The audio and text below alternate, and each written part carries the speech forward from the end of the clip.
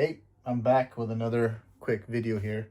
Just getting in some practice before I head back in to the office, but I'm doing a chirp scratch with a one-click flare combo. So basically 2 chirps and hopefully 2 one-click flares. So over a beat, I've slowed the beat down completely so I can try to get them as clean as I can. So let's go.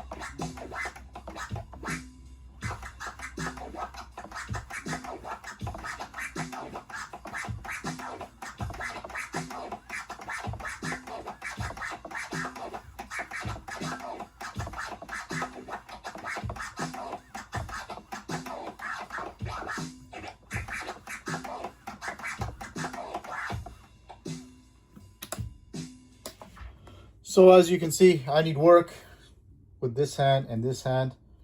It's really hard to get them clean. And I should have probably slowed the tempo down, which I will do when I practice and then gradually speed up.